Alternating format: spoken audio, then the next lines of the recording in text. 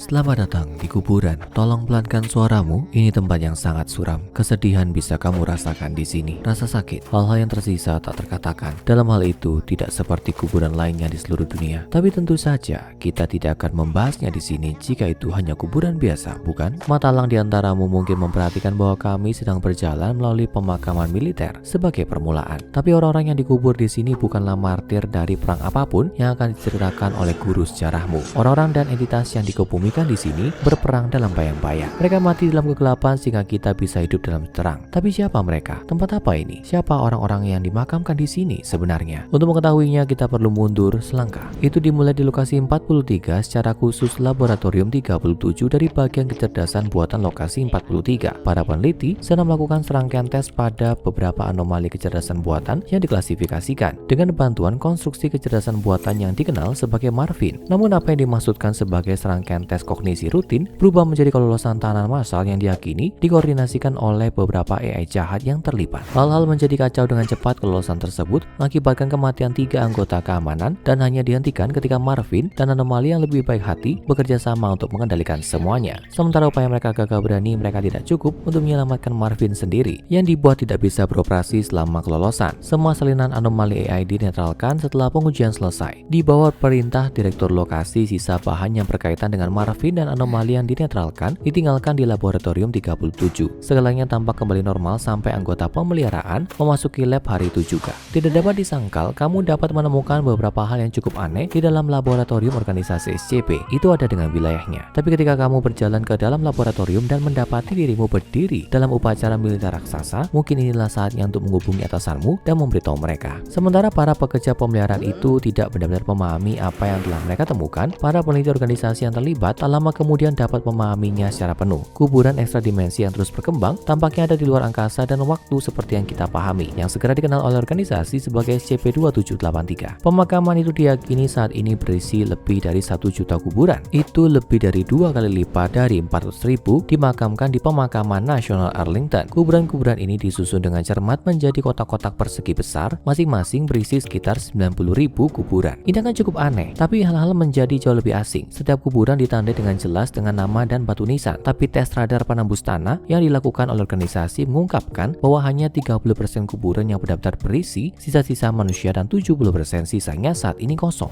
Dan mengingat jumlah kuburan sebenarnya tampaknya meningkat pada tingkat yang sewenang-wenang, tidak sulit untuk menarik kesimpulan bahwa beberapa peristiwa dalam waktu dekat ditakdirkan untuk mengisi kuburan kosong ini. Mungkin perang seperti yang belum pernah kita lihat ada di depan mata, dan SCP-2783 sedang berkembang dalam persiapan untuk menampung banyak korban. Kematian adalah hal yang lucu, itu bisa memiliki wajah yang bervariasi dan tak terduga di mata yang melihatnya, dan pemakaman besar SCP-2783 tidak terkecuali dari aturan ini. Tampaknya sedikit berbeda bagi semua orang yang melihatnya, bahkan saat melihatnya pada waktu yang sama. Faktor-faktor seperti iklim dan cuaca ditentukan oleh tempat asal seseorang. Hal yang sama berlaku untuk gaya penanda kuburan. Mereka tampaknya spesifik secara budaya untuk pandangan orang yang melihatnya tentang seperti apa bentuk penanda kuburan militer, dan batu nisan ditulis dalam bahasa asli siapapun yang melihatnya. Ini adalah kuburan yang benar-benar universal, tempat di mana siapa saja dan semua orang bisa datang dan mendukakan para pemberani yang gugur dengan pemahaman dan rasa hormat yang sama. Organisasi telah mampu menggunakan pelacakan GPS untuk menemukan kuburan yang setara di planet kita, melacaknya kembali ke sebuah makam kuno di Irak Selatan. Di sana organisasi bekerja sama dengan ORIA, organisasi reklamasi artefak Islam, untuk menyelidiki lebih lanjut. Misi tersebut menemukan sejumlah artefak milik beberapa peradaban pra-Mesopotamia yang sebelumnya tidak terdokumentasi, tapi gagal mengungkap bukti fisik SCP-2783 di lokasi ini. Pemakaman ditandai dengan pagar yang tampaknya mustahil untuk ditembus. Mereka yang berjalan melewati pintu di laboratorium 37 bermanifestasi tepat di luar gerbang yang dibangun di dalam pagar. Namun setiap upaya untuk berjalan kembali melalui gerbang ini hanya akan menyebabkan subjek keluar kembali melalui pintu laboratorium 37. Untungnya untuk setiap staf organisasi yang meninggalkan sesuatu yang benar-benar mereka butuhkan di laboratorium 37, teleportasi tidak mempengaruhi mesin, jadi robot yang dikendalikan masih bisa dikirim ke lab. Tak lama setelah menemukan SCP-2783, tim pengintai dikirim untuk memulai membuat katalog tanda kuburan. Saat informasi mulai mengalir, organisasi meningkatkan izin keamanan pada akses fisik dan informasi ke SCP-2783. Tidak seorang pun di bawah izin keamanan tingkat 5 yang dapat melihat gambaran lengkapnya. Jadi, apa gambaran lengkapnya? Nah, dengan resiko dibunuh oleh tangan kanan merah, mari kita lihat beberapa penanda kuburan yang tercatat dan lihat apakah kita bisa mengetahuinya. Yaitu kuburan AA 0000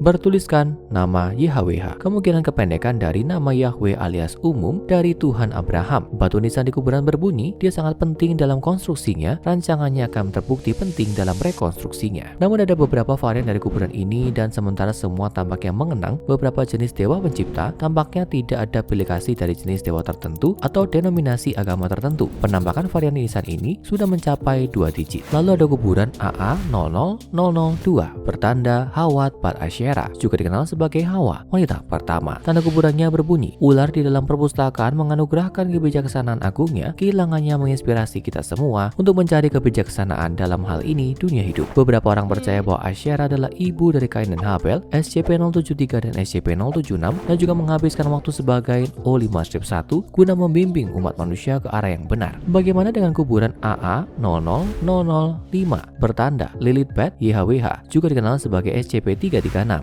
Batu nisannya berbunyi, dia sangat dicintai, kecantikannya tidak akan terlupakan. Menurut catatan organisasi, Lilith adalah wanita humanoid cantik dengan kaki reptil yang suaranya mempesona, memiliki kekuatan untuk menyebabkan infertilitas pada wanita dan kombinasi koma dan tumor anomali pada pria. Anomali dalam arti bahwa mereka akan melahirkan chimera yang ganas dan mematikan. Selanjutnya, kuburan AA00006 bertanda Set Ben Adab. Batu nisannya berbunyi, kuburan ini dibangun di bawah perintahnya. Ketika mereka yang dikebumikan di sini bangkit kembali, di bawah komandonya mereka akan bertarung. Set atau Set juga dikenal sebagai SCP-4840-A, saudara kuat dari Kain dan Habel yang tinggal di SCP-4840. Bagaimana, kapan, atau mengapa dia memutuskan untuk memerintahkan pembangunan SCP-2783 tidak diketahui. Kemudian kuburan AB21917 bertanda tidak diketahui. Batu nisan mereka berbunyi, seorang perajin daging dan murid dari pembicara tanpa lidah, musuh yang layak. Saat-saat berharganya dihabiskan untuk gerombolan Crimson Crown, dan karena itu dia dikenang di antara para pahlawan rakyat. Radar kuburan menunjukkan bahwa makhluk yang dikubur di dalamnya memiliki biologi yang tidak khas manusia. Penafsiran kami tentang batu nisan adalah bahwa ini adalah pengikut Sadkisme penyembahan daging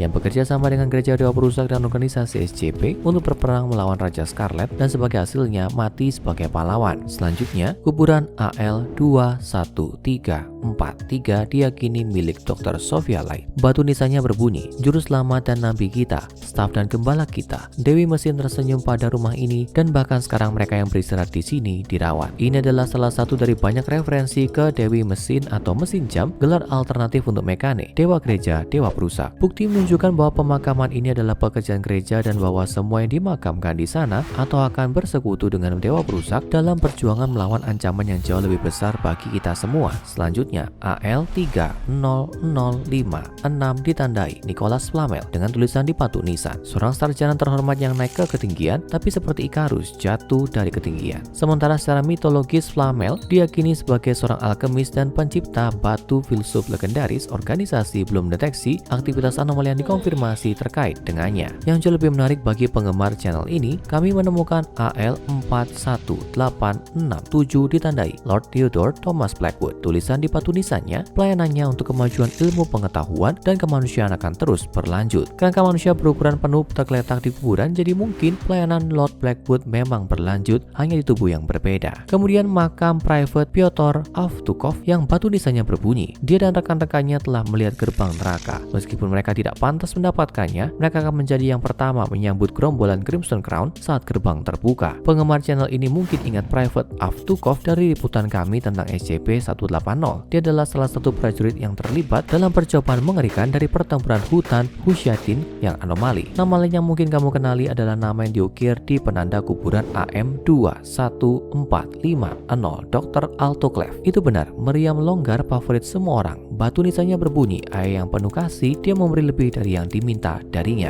Varian kuburannya juga mencantumkan nama lain, Agen Ukulele dan Adam L. Asem, manusia pertama. Tanggal kematiannya sesuai dengan catatan kelulusan tahanan yang mengakibatkan kematian dua anggota lainnya. Clef menipu kematian lain hari untuk saat ini. Dan kuburan terbaru AM21488 adalah kuburan Marvin, AIC, yang membantu menyelamatkan Hari selama kelulusan tahanannya membuka portal ke SCP-2783. Batu nisannya berbunyi, sebuah pikiran mesinnya memberikan hidupnya untuk melindungi bahan bangunnya. Sama seperti Dewi Mesin di hadapannya, akan selalu ada tempat di surga bagi mereka yang memberikan diri mereka seperti yang dia lakukan. Agak menghangatkan hati untuk mengetahui bahwa di mata Dewi Jarum Jam, AI belaka dapat dipuja sama seperti kepahlawanan siapapun yang dibangun dari daging dan darah. Direkam pada tahun 2017 selama pencarian rutin, agen Philip McLean melihat 13 entitas humanoid dengan pakaian pemakaman dengan lencana yang digambarkan sebagai perisai bundar putih dengan 3 tonjolan yang berjarak sama. Di dalam perisai ada 3 anak panah hitam yang berjarak sama menembus lingkaran putih yang digariskan dalam warna hitam. Entitas